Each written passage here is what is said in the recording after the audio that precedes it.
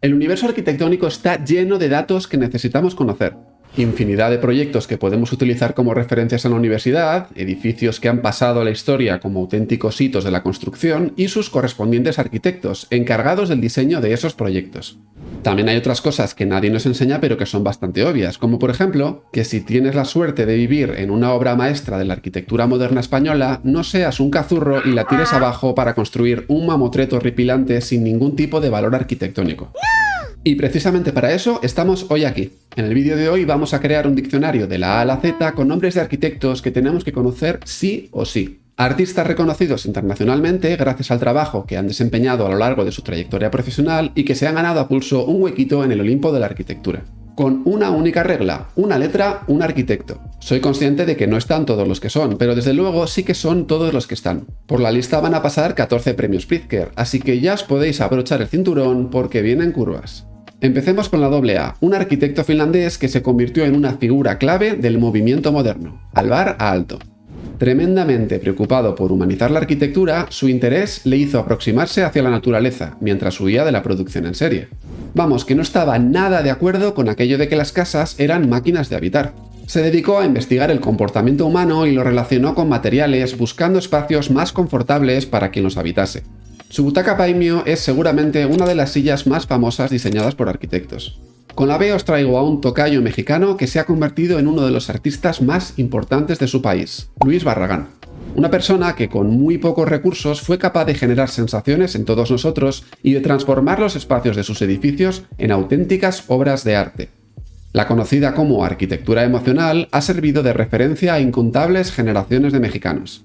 Y la verdad, no me extraña en absoluto. Yo soy tremendamente fan de este señor, ¿qué os voy a decir? La letra C pertenece a uno de los arquitectos más conocidos de la historia, sin contar con ese señor de barba blanca que dice ser el creador de Matrix. Y que curiosamente no se llamaba así, Le Corbusier.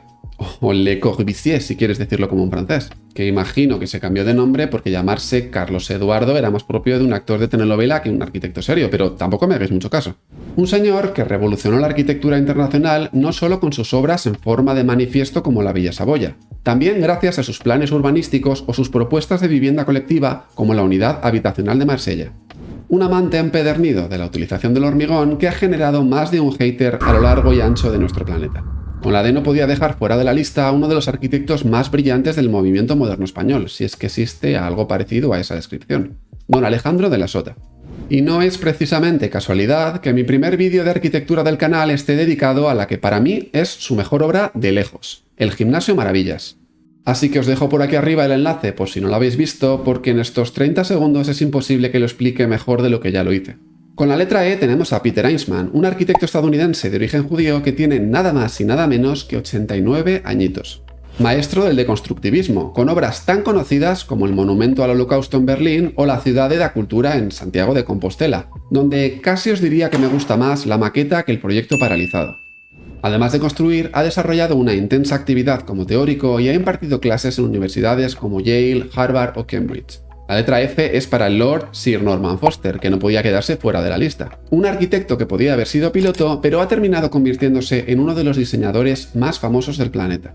Desde que ganó el concurso del Hong Kong y Shanghai Bank, su trayectoria ha ido ascendiendo sin parar. Amante de la arquitectura high-tech con obras destacadas como la cúpula del Reichstag en Berlín, el Ayuntamiento de Londres, el Viaducto de Millau o la Torre Hearst, entre otros. Y en nuestro país, unos bonitos paraguas que verás desde la carretera convertidos en gasolineras. Con la G, un arquitecto escultor al que le encanta trabajar con maquetas, Frank Gehry. Un amante empedernido de la arquitectura espectáculo que sabe bien cómo transformar zonas deterioradas de la ciudad introduciendo piezas arquitectónicas. Y de luego replicar esos conceptos que le han funcionado en otros lugares del mundo. Una de las mayores celebrities de la arquitectura, con un dedo corazón que tiene tendencia a levantarse en actos públicos cuando hay alguna pregunta que le incomoda. Genio y figura. La H pertenece a la arquitecta por excelencia, Zaha Hadid. Fue además la primera mujer en conseguir un Pritzker dentro de una sociedad machista y claramente dominada por hombres. Sus proyectos, imposibles de ser pensados sin la tecnología computacional, rompen los límites de la arquitectura y destacan por encima de lo ya existente. La forma que tenía de representar sus proyectos es claramente una muestra de lo expresiva que es su manera de pensar y construir. Una muestra del legado que dejó es que a pesar de haber fallecido, su estudio sigue funcionando con cientos de proyectos en todo el globo. Por cierto, aprovecho este pequeño inciso para recomendaros a todos que os paséis por el canal de Twitch, donde hacemos directos 1 o 2 veces a la semana y hay muy buen rollo en el chat. Os esperamos allí. Vale, hemos tenido que esperar hasta la letra I para que aparezca el primer japonés, pero ya os digo yo que no va a ser el último. El gran Toyo Ito no está exclusivamente en esta lista porque yo una vez me replantease que si yo fuese su hijo me llamaría Luisito. Tiene una producción maravillosa de proyectos de los que ya hemos hablado en el canal, como el crematorio de Kakamigahara o la vivienda Whiteview, y otros como la mediateca de Sendai o la biblioteca de la Universidad de Tama que merecen un vídeo aparte. Su interés por lo que él llama arquitectura líquida o sus conceptos innovadores a la hora de crear espacios nos han servido de referencia a muchos cuando estudiábamos la carrera. Con la J, uno de los arquitectos más controvertidos de nuestra época, Philip Johnson. Y no lo digo yo, ojo, porque cuando le preguntaron por el hotel que diseñó para Donald Trump en Nueva York, su respuesta fue I am a whore. Tal cual os lo cuento. Su Glass House, construida en 1950 y basada en los conceptos de Mies van der Rohe, es seguramente su mejor proyecto. Una casa que levantó para él mismo, pero en la que no vivió demasiado. Philip fue capaz de adaptar su estilo sin adscribirse a ninguna corriente en concreto y modificó el skyline de muchas ciudades con rascacielos de acero y vidrio. La K pertenece a Louis Kahn, para mí uno de los más infravalorados de su época. Un arquitecto con una estrambótica vida familiar que nos dejó grandes obras. Sus proyectos, sinceros y atemporales, se caracterizaban por la dualidad entre su estructura y la luz que inundaba esos espacios. Muchos de sus edificios también buscaban ser monumentales, y a pesar de su tamaño y materialidad, lograban interiores cargados de poesía construida. Lugares perfectos para la reflexión. Con la L tenemos a la pareja del momento, Anne Lacaton y Jean-Philippe Basal. Dos arquitectos galardonados con un premio Pritzker en 2021 más que justificado. Su compromiso con una arquitectura innovadora y ecológicamente sostenible, además de un repaso por sus obras más importantes, os lo he contado en un vídeo anterior de Arquitectos en 2 minutos, así que os dejo el enlace en pantalla porque merece la pena conocerlos más a fondo. La M, como no podía ser de otra manera, está reservada para el gran Mies van der Rohe, el arquitecto fumador por excelencia y padre del movimiento moderno que inmortalizó la frase «menos es más». Frase que no te recomiendo que utilices con tu profesor de matemáticas porque no va a colar. Mies exploró los nuevos materiales que fueron apareciendo en la época, llevándolos hasta el límite de sus consecuencias. Sus edificios muestran orgullosos la estructura y elementos portantes, porque en la mayoría de los casos han sido reducidos a su mínima expresión. Con la N tenemos al brasileño Oscar Niemeyer, un arquitecto que, en sus propias palabras, se sentía atraído por la curva sensual antes que la línea recta, y claro, eso se nota en sus edificios. Con más de 400 proyectos construidos, que se dice pronto, ha sido uno de los más prolíficos de la historia, comenzando en su país y extendiéndose a Europa y Norteamérica. Su legado casi escultórico contrasta muy bien con los trabajos de urbanismo que desarrolló en la ciudad de Brasilia junto a Lúcio Costa. Un espíritu rebelde convencido de que la arquitectura es una herramienta más para embellecer nuestras ciudades. La O es para Frei Otto, un teórico alemán que cambió nuestra manera de entender las superficies tensadas, porque su arquitectura habla precisamente de eso, de cómo cubrir grandes superficies utilizando poco material.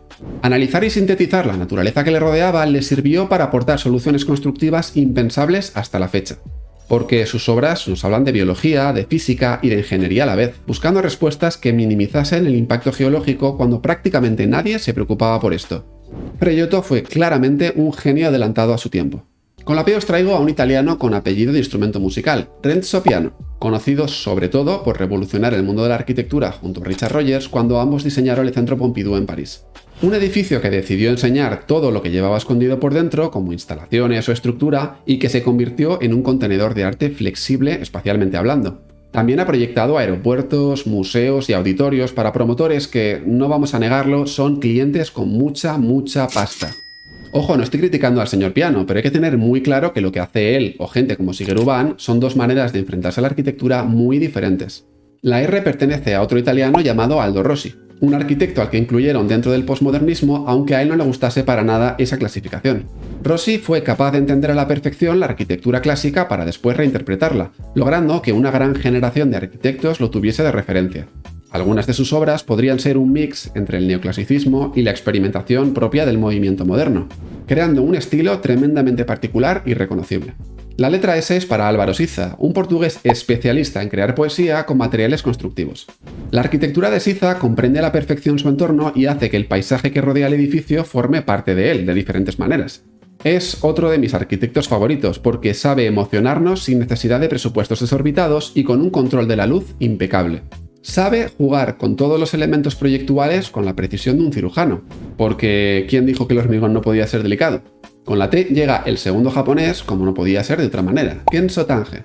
Arquitecto, urbanista y figura clave del metabolismo japonés, tuvo la misión de reconstruir Japón, porque el anterior había sido totalmente devastado por la guerra. Y no se le dio mal del todo, porque sirvió de referencia a incontables figuras de arquitectos en su país. Prácticamente toda su obra se desarrolló en Japón y estuvo muy ligada a la utilización del hormigón, con el que experimentaba en cada proyecto. Su arquitectura buscaba llegar al corazón de las personas uniendo tradición y tecnología.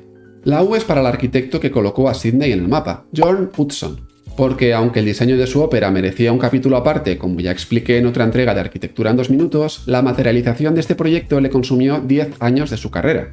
Así es, y aunque nunca la vio terminada, tuvo tiempo para regalarnos la vivienda más bonita que nadie ha proyectado antes, Can Lis. Una casa situada en la costa de Mallorca donde estoy convencido de que se para el tiempo. Si alguna vez alguien me pregunta en qué lugar me gustaría vivir hasta que llegue mi día, ya sabéis la respuesta. Estamos llegando al final del diccionario y Robert Venturi ocupa la siguiente letra. Un arquitecto estadounidense que, aunque desarrolló gran parte de su producción arquitectónica junto a su mujer, Denise Scott Brown, la dejaron fuera del premio Pritzker en 1991. ¿Cómo te quedas? Sus obras postmodernistas tachaban el movimiento moderno de aburrido, pasando del less is more de Mies al less is bore. Muchas de sus teorías las encontramos en libros como Complejidad y contradicción en la arquitectura o Aprendiendo de Las Vegas. Con la W, un arquitecto que fue a su bola mientras todos se rendían al movimiento moderno, Frank Lloyd Wright, porque él era así, un genio incomprendido que hacía lo que quería.